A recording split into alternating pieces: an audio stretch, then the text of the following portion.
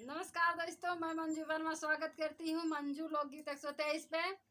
तो आइए चुटकुला नाच गीत दोस्तों सुने। और इसके लेखक हैं दुर्गेश की दुनिया, दुर्गेश भैया। तो अच्छा लगे चैनल को लाइक सब्सक्राइब और शेयर कीजिएगा। और अच्छे अच्छे गीत आपको मिलेंगे दुर्गेश भैया के चैनल पे, जाइएगा गाँव के गीत चैनल पे। नमस्कार दोस्तों, मैं नीलम लोकगीत 123 से। तो आइए सुनते हैं नाच गीत। ई जोनहरी जीव के जंजाल हो, जोनहरी हम नाही बूझब। ई जोनहरी जीव के जंजाल हो, जोनहरी हम नाही बूझब।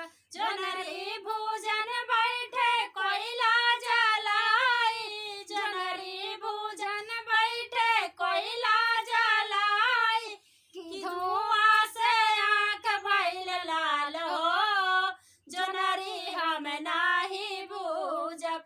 कि धुआं से आँख भइल लाल हो, जोनहरी हम नाही बूझब। ई जोनहरी जीव के जंजाल हो, जोनहरी हम नाही बूझब। ई जोनहरी जीव के जंजाल हो, जोनहरी हम नाही बूझब। कैसो कैसो हम बुझली जोनहरिया, कैसो कैसो हम बुझली जोनहरिया। सासू चोराइन बड़ी बाल हो, जोनहरी हम नाही बूझब। सासू चोराइन बड़ी बाल हो, जोनहरी हम नाही बूझब। ई जोनहरी जीव के जंजाल हो, जोनहरी हम नाही बूझब। ई जोनहरी जीव के जंजाल हो, जोनहरी हम नाही बूझब।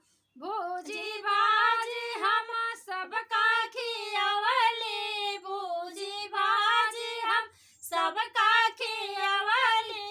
अपना पाए आधी बाल हो, जोनहरी हम नाही बूझब।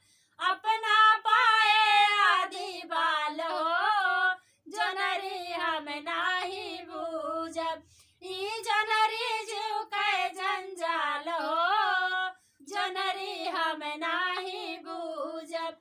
ई जोनहरी जीव के जंजाल हो, जोनहरी हम नाही बूझब। धन्यवाद दोस्तों।